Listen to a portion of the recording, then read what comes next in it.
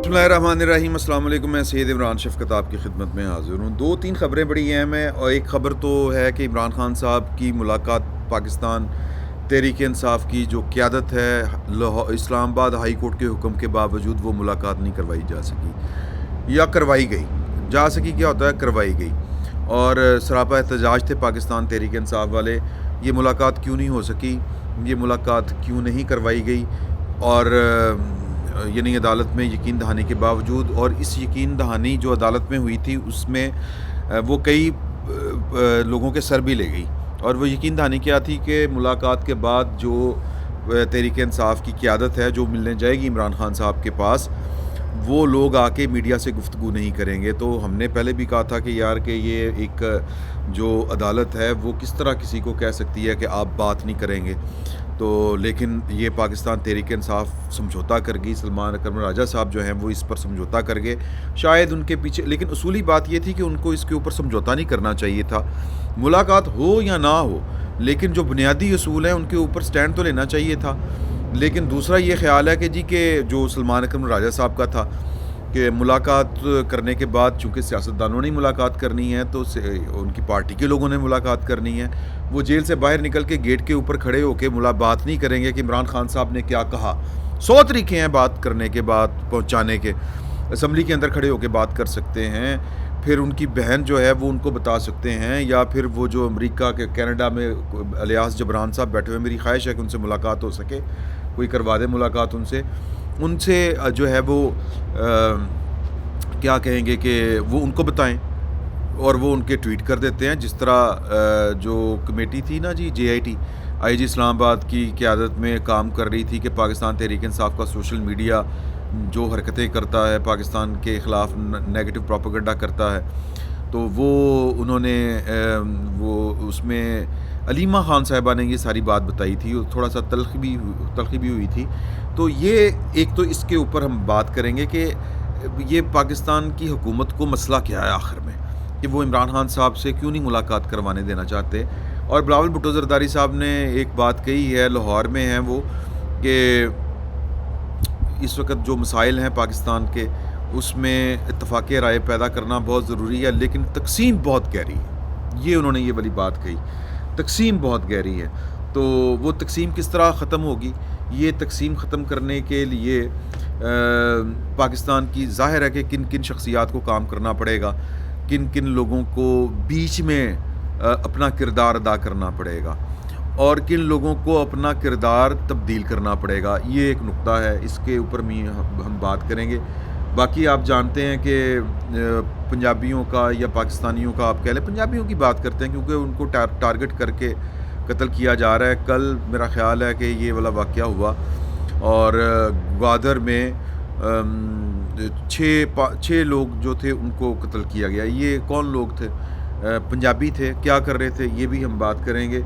और इसके ऊपर जो है वो कुछ लोगों का रद्द-ए-अमल उस तरह से नहीं होता जिस तरह से होना चाहिए, इस पर भी बात होगी। और कोयटा में आज धमाका हो गया पुलिस मोबाइल के साथ, यानी कि हालात कोयटा में नॉर्मल नहीं हो रहे, और इन हालात को नॉर्मल करने के लिए क्या करना पड़ेगा, इस पर हम गुफ्तगू करेंगे। तो पहले तो मेरा ख़्याल है कि बात करते हैं कि इमरान ख़ान साहब को आज उम्मीद थी कि उनकी पार्टी के जो रहनुमा हैं वो जनवरी के बाद, मेरा ख़्याल है कि जब से उनको सज़ा हुई है, वकला के अलावा उनसे कोई मुलाकात नहीं हो सकी। फैमिली के लोग और वकला ये उनसे मिलते हैं, लेकिन पॉलिटिकली कुछ लोग जो थे वो नाकद थे हुकूमत के अंदर, और वो कहते थे कि इमरान ख़ान को आपने जेल के अंदर एक बहुत बड़ा वो ऑपरेशन रूम, जहाँ पर वो बैठ के सियासत कर रहे हैं, वो फ़ौजी ज़बान में उसको कहते हैं, पता नहीं क्या, वार रूम या इस तरह कर कहते हैं,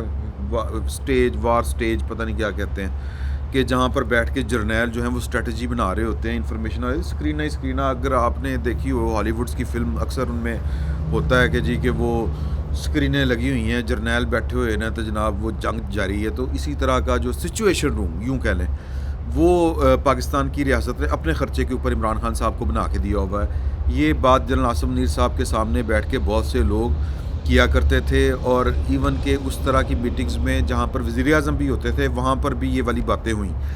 کہ جی کہ یہ تو سرکار کے خرچے کے اوپر آپ نے سچویشن روم بنا کے دیا ہوا ہے، عمران خان صاحب کو چارٹ لگے ہوئے ہیں، ڈیوٹیاں لگ رہی ہیں، تم یہ کر لو، تم وہ کر لو، تم وہ ہنیر پھیر دو، تم وہ ہنیر پھیر دو. تو اس کو ختم کریں. وہ ایک قیدی ہے، قیدی کی طرح رہے. تو وہ جو تھے ہارڈ لائنر جو تھے یعنی سسٹم کے اندر، سیاست کے اندر بہت سے لوگ ہیں جو یہ والی بات کیا کرتے تھے. میرا خیال ہے کہ وہ رانا تنویر صاحب بھی یہ والی بات کیا کرتے تھے، مرید کے والے جو ہیں. میرا خیال ہے، مجھے کسی نے یہ والی بات بتائی تھی، اور ہمارے جاوید لطیف صاحب بھی یہ والی بات کیا کرتے تھے کہ یہ سہولتیں ریاست کی طرف سے کیوں؟ مطلب وہ ریاست کا لحاظ نہیں کرتا، وہ حکومت کا لحاظ نہیں کرتا، اور آپ جو ہیں وہ ایک پل کے لیے وہ ریاست کو، حکومت کو، اسٹیبلشمنٹ کو، اپنے سیاسی حریفوں کو ایک منٹ کی مہلت دینے کے لیے تیار نہیں ہے. ہر وقت وہ ٹارگٹ کر کے رکھتا ہے. اور آپ لوگ جناب کے بکرے پاڑے جا رہے ہیں، ان کو سائیکلیں پہنچائی جا رہی ہیں، اور ان کو ایک پورا کہ جناب یہ اب علوی صاحب چلے جائیں، اب فلانے صاحب چلے جائیں، اور عمران خان صاحب بیٹھ کے پولیٹیکل اسٹریٹجی بنا رہے ہوں. انہوں نے کہا یہ کہاں پہ ہوتا ہے، یہ کون سی دنیا کی جیل میں ہوتا ہے؟ تو اس پر جو جواب ملا کرتا تھا وہ کہ جی کہ وہ تو قیدی کے تو ایک حقوق ہوتے ہیں، آئین پاکستان میں چل رہا ہے، قانون کی حکمرانی ہے، یہ والی بات ہوتی تھی. لیکن آئین اور قانون کی حکمرانی جو تھی وہ بادل ناخواستہ وہ دیکھنی پڑتی تھی، کیونکہ پاکستان کی ایک ہائی کورٹ، اسلام آباد ہائی کورٹ جو تھی، وہ مسلسل عمران خان صاحب کی سہولت کاری کر رہی تھی. یعنی وہ اسلام آباد ہائی کورٹ جس کو خواجہ سلمان رفیق صاحب اور خواجہ ان کے جو بھائی ہیں خواجہ سعد رفیق صاحب، ان دونوں کی جو اللیگل یا ایک وہ کہیں گے کہ ایک جھوٹے سے ریفرنس میں مسلسل گرفتاری نہیں چھپ رہی تھی.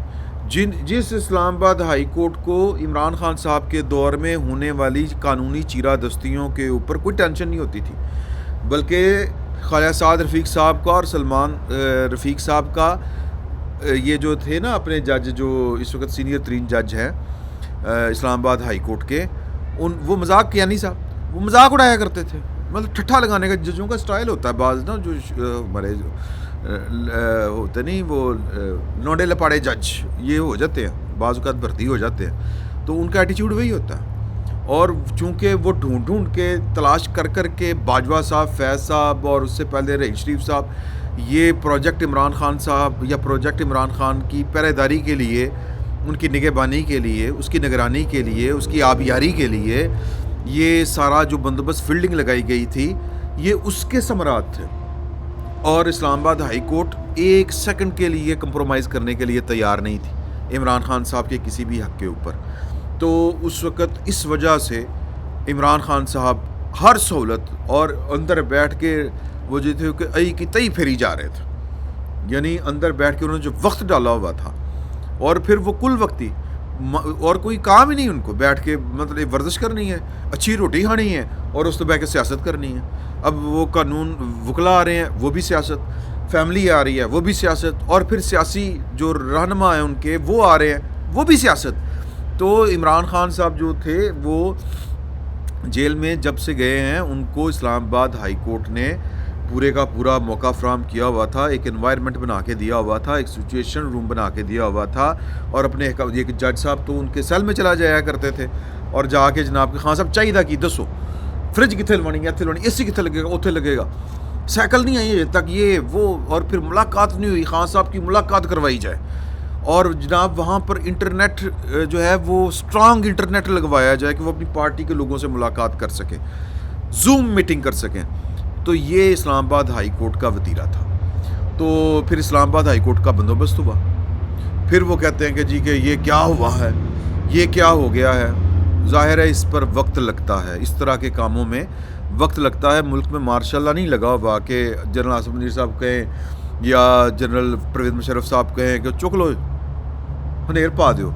ظاہر ہے کہ کچھ بھرم جو ہے وہ آئین کے بھی رکھنے پڑتے ہیں. تو یہ آئین کے بھرم رکھے جا رہے تھے، آئین کے مطابق چلا جا رہا تھا. سچویشن کلیئر ہوئی، سچویشن جو ہے وقت کے ساتھ ساتھ پورا بندوبست کر کے ساری چیزیں کی گئیں. اور اب بھائی گورا ننگے پیچھے گورا ننگے اچھا. تو اب جو ہے وہ جو کچھ عمران خان صاحب نے پاکستان کی اسٹیبلشمنٹ کے ساتھ، جنرل آصف منیر صاحب کے ساتھ، پاکستان کی ریاست کے ساتھ، اپنے سیاسی مخالفین کے ساتھ بشکریہ، میں لفظ کہہ رہا ہوں بشکریہ اسلام آباد ہائی کورٹ جو کچھ کیا تھا اب وہ پے بیک ہو رہا ہے، ادھار واپس ہو رہا ہے کہ اسلام آباد ہائی کورٹ کے 3 رکنی فل بینچ نے یہ گارنٹی لینے کے بعد کہ جو اول تو یہ گارنٹی بھی بڑی عجیب و غریب ہے کہ آپ آزاد شہری ہیں اس ملک کے، اس کی ریاست کے، اور آپ گارنٹی دے رہے ہیں، اور اسلام آباد ہائی کورٹ آپ سے گارنٹی مانگ رہا ہے کہ جی مسئلہ تو پھر ریاست کو، حکومت کو تو ٹینشن اس بات کی ہے کہ عمران خان صاحب سے ملاقات کر کے آنے والے لوگ جو ہیں وہ آ کے باہر گفتگو کرتے ہیں، باہر کلب بنا لیتے ہیں، تو اس کی کیا ضرورت ہے، نہ کریں، یہ آپ انڈر ٹیکنگ دے دیں۔ تو انہوں نے دے دی۔ اب اس انڈر ٹیکنگ کے باوجود حکومت کہتی ہے کہ جناب ٹھٹھو، ٹھیک ہے جی۔ ایک تو یہ بات ہے کہ یہ عمران خان صاحب کو جو کچھ انہوں نے کیا، اور پھر عمران خان صاحب نے، ایک ہوتا ہے سیاسی حریف، ایک ہوتی ہے ملک کی کا مستقبل اور ملک کے مفادات داؤ کے اوپر آپ لگا دیں۔ اس کی مثال اگر آپ یہ لیں کہ جب ایس سی او ہو رہی تھی اسلام آباد میں تو عمران خان صاحب باز آ رہے تھے، پھر ملاقاتیں بند کی گئیں۔ اب جو ہے عمران خان صاحب وہ ان سے ملاقاتیں کیوں بند کروائی جا رہی ہیں؟ ایک تو میں نے کہا پے بیک، دوسرا یہ کہ وہ عید کو رہ گئے ہیں 5-6 دن، عید کے بعد ان کو وقت پڑا ہوا ہے، میں نے جناب تحریک چلانی ہے۔ تحریک کیوں چلانی ہے؟ میں نے جیل سے باہر آنا ہے، میں نے وزیر اعظم بننا ہے۔ اس کے علاوہ عمران خان صاحب، یعنی کہ میں نے اپنے گلے کو پھندے سے بچانا ہے، اپنے فیوچر کو بچانا ہے، میرا حشر جو ہے وہ جنرل فیض حمید کے ساتھ نہ ہو۔ تو ان حالات میں وہ یہی سوچ رہے ہیں۔ اور ملک کے حالات کیا ہیں؟ میں نے پہلے بھی کہا تھا کہ بعض اوقات یہ ہوتا ہے کہ آپ اپنی منزل پر پہنچنے کے لیے آپ کو اپنی منزل کو فراموش کرنا پڑتا ہے۔ بعض اوقات آپ کو کسی چیز کے اوپر فوکس کرنے کے لیے اس سے ڈی فوکس ہونا پڑتا ہے، پھر جا کے معاملات حل ہوتے ہیں۔ اس کی مثال یہ ہے کہ اگر عمران خان صاحب نے پاکستان کے مفادات، پاکستان کی ریاست کے مفادات کے اوپر حملے نہ کیے ہوتے، جو نیشنل ایشوز ہیں اس کے اوپر کوآپریٹ کیا ہوتا، تعاون کیا ہوتا، مثال کے طور کے اوپر اگر کہیں پر ان کی گواہی کی ضرورت ہوتی، عمران خان صاحب نے تو پاکستان کے خلاف گواہیاں دی ہیں۔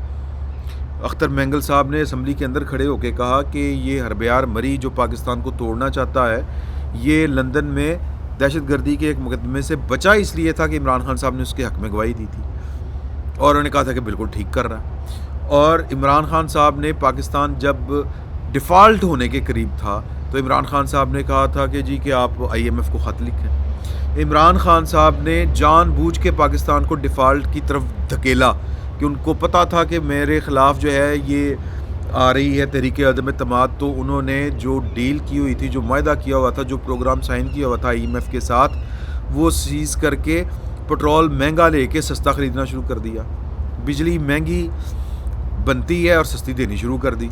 پاکستان کس طرح سروائیو کرتا؟ تو پاکستان کے ساتھ جو انہوں نے دشمنی نبھائی ہے اپنی ذات کے چکر میں، اس کی قیمت تو ان کو دینی پڑے گی۔ تو ایک بات، اگر یہ کام انہوں نے نہ کیے ہوتے، جو میں مدعا آپ کے سامنے رکھنا چاہتا ہوں، اور وہ نیشنل انٹرسٹ کے خلاف نہ گئے ہوتے اپنی ذات کے چکر میں، انتقام کے چکر میں، اپنی جلد بازی والی طبیعت کے چکر میں، کرکٹ میچ تو ہے نہیں نا کہ 50 اوور کے بعد جو ہے وہ تقدیر کا فیصلہ ہو جائے گا۔ یہ سیاست ہے، زندگیاں گزر جاتی ہیں، زندگیاں نگل جاتی ہیں، سیاست زندگیاں نگل لیتی ہے، سیاست جوانیاں برباد کر دیتی ہے۔ تو سیاست تو جو ہے وہ سرسوں پر ہتھیلی جمانے کا نام نہیں ہے، لیکن خان صاحب تو اس کو T20 کا میچ سمجھ کے کھیل رہے ہیں آج تک۔ تو نتیجہ یہ نکلا ہے، اگر انہوں نے یہ والے کام نہ کیے ہوتے نیشنل انٹرسٹ کے خلاف، تو اس وقت جو پاکستان کی سچویشن ہے اس میں ان کی بچت کا راستہ نکل سکتا تھا۔ جب وہ مسلسل تعاون کر رہے تھے، سر جڑا قیدی تعاون کر رہا ہوئے قانون کے ساتھ، اس کو رہتی نمبر مل جاتے ہیں، اس کی سزا معاف ہو جاتی ہے۔ تو عمران خان صاحب ایک پولیٹیکل لیڈر ہیں، اگر وہ پاکستان کے مفادات کو وہ زک نہ پہنچاتے، وہ پاکستان کے مفادات کے خلاف نہ چلتے، تو اب ریاست کے اندر ان کی یہ گنجائش پیدا ہونے کے امکانات تھے۔ یہ وہ والے حالات ہیں کہ جب پوری قوم کو متحد ہونے کی ضرورت ہے، اس کے باوجود عمران خان صاحب اپنا واجہ بجا رہے ہیں کہ میں نے عید کے بعد جو ہے وہ پارٹی نہر پا دینا، تحریک چلا دینی ہے۔ تو اس لیے عمران خان صاحب سے ملاقات جو ہے وہ سپریم کورٹ بھی آرڈر دے گا تو جو اسٹیک ہولڈرز ہیں وہ شاید اول تو اس طرح کا آرڈر بھی نہ ہو, اس طرح کا رسپانس بھی نہ ہو کہ جی توہین عدالت ہوگی. آج کہا ہے نا عمر ایوب صاحب, شبلی فراز صاحب دوسرے نے کہ جی کہ اب تو دیکھنا توہین عدالت ہوگی. اچھا جی اوکے, عمران خان صاحب خود توہین عدالت کرتے رہے ہیں اور یہ سب سے بڑے دائی تھے کہ جناب لوکل گورنمنٹس کے سپریم کورٹ نے آرڈر دیے, انہوں نے نہیں کرایا الیکشن, ادارے توڑتے.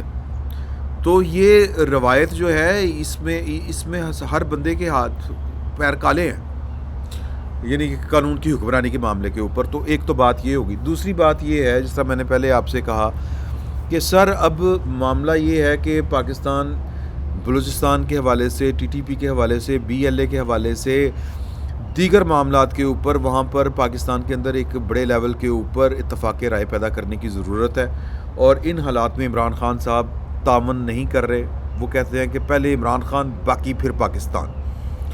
تو یہ بات طرز عمل جو ہے وہ قابل قبول نہیں ہے اور اس لیے ان کی نہ ملاقاتیں ہونی ہیں. آگے چل کے اس ساری سچویشن میں نے, اگر آپ کو یاد ہو, جب جعفر ایکسپریس والا واقعہ ہوا تھا تو میں نے آپ سے گزارش کی تھی کہ 2 لیڈر جو ہیں وہ اس قوم کو اس سارے بحران سے نکال سکتے ہیں اگر ایک اپنی ناراضی ختم کر دے اور دوسرا اپنی ہٹ درمی ختم کر دے, عقل کے ناخن لے لے. ایک کا نام عمران خان ہے جس کے پاس عقل کا فقدان ہے, جو اپنی ذات سے آگے نہیں سوچتا, جس کو اپنی ذات سے آگے کوئی چیز نظر نہیں آتی, جو نیشنل انٹرسٹ کو بھی ہرٹ کرنے سے یا اس کو بھی نقصان پہنچانے سے باز نہیں آتا. اگر اس کے ہوش کے ناخن اگ گئیں تو وہ بڑا فائدہ بھی اٹھا سکتا ہے, نام بھی کما سکتا ہے, اپنا مستقبل بھی محفوظ کر سکتا ہے, لیکن نہیں کرے گا. اور وہ وہی کر رہے ہیں. دوسرے نواز شریف صاحب کے اگر وہ ریاست کے ساتھ, اسٹیبلشمنٹ کے ساتھ جو ان کی ناراضی ہے جو ہے, اگر وہ چھوڑ دیں, کچھ لوگوں کا خیال ہے کہ نہیں ہے, تو وہ ایکٹیولی پارٹیسپیٹ کریں تو یہ وہ پاکستان کو اس بحران سے نکال سکتے ہیں. چودھری شجاعت صاحب بھی اب یہی بات کر رہے ہیں اور خواجہ آصف صاحب نے کہا کہ جی کہ وہ عید کے بعد جو ہے وہ ایکٹیو رول پلے کریں گے پاکستان بلوچستان کے حوالے سے خصوصی طور کے اوپر. دیکھیں مسئلہ سمجھیں. نواز شریف صاحب, ڈاکٹر مالک صاحب بھی کہتے ہیں, نواز شریف صاحب نے اور زرداری صاحب نے, بے نظیر بھٹو صاحبہ کی تو اس طرح سے چلنے نہیں دی گئی. ان لیڈروں نے بڑی کوششیں کی بلوچستان کا مسئلہ حل کرنے کی. بات جہاں کسی مقام کے اوپر پہنچنے لگتی تھی تو ڈاکٹر جو ہیں مالک صاحب وہ کہتے ہیں کہ جی کہ پیچھے سے اسٹیبلشمنٹ جو ہے وہ کام خراب کر دیتی تھی. یہ معاملہ جو ہے, میرا یہ خیال ہے کہ پارلیمنٹ کو اب اپنا آپ دکھانا پڑے گا بلوچستان کے ایشو کے اوپر. دیکھیں وہ ماروی سرمد نے یہ والی بات کہی تھی, میں بار بار اس کا ذکر کرتا ہوں اور وہ مجھے بات بالکل ٹھیک لگی تھی کہ جس بندے نے بندوق اٹھائی ہے اور اس کا پہلے کوئی سیاسی مطالبہ تھا, کوئی مسئلے مسائل تھے اس کے, جب وہ حل نہیں ہوئے تو تنگ آ کے اس نے بندوق اٹھا دی. تو اس بنیادی مسئلے کو بھی ایک دفعہ ایڈریس کر کے دیکھ لینا چاہیے. تو پارلیمنٹ جو ہے وہ اس کو بیٹھ کے پاکستان کی اسٹیبلشمنٹ کے کردار اور کہ آخر مسئلہ کیا تھا, کہ مطلب ایوب خان صاحب جو ہے وہ قرآن کے اوپر حلف دے کے ان کی جو رجیم ہے وہ نوروز خان اور ان کے بیٹوں کو پہاڑوں سے اتارتی ہے قرآن پہ حلف دے کے, اور بعد میں ان کو قتل کر دیتی ہے یا پھانسی چڑھا دیتی ہے. کیوں؟ آغاز حقوق بلوچستان ہوتا ہے اور بقول اس کے بعد پھر معاملہ رک جاتا ہے. پھر نواز شریف صاحب کہتے ہیں کہ جی کہ مالک صاحب آپ بات کریں, نواز شریف صاحب کی نہیں چلنے دی جاتی. کیوں؟ یہ پارلیمنٹ ہی پوچھ سکتی ہے, یہ کوئی انڈیویجول نہیں پوچھ سکتا. پارلیمنٹ میں قومی سلامتی کا اجلاس ایک اور بلایا جائے, بلوچستان کے مسئلے کے اوپر بلایا جائے اور کنسنسس کیا جائے یار وہاں پر بیٹھ کے. تو اگر یہ کنسنسس ہو جاتا ہے بڑی اچھی بات ہے.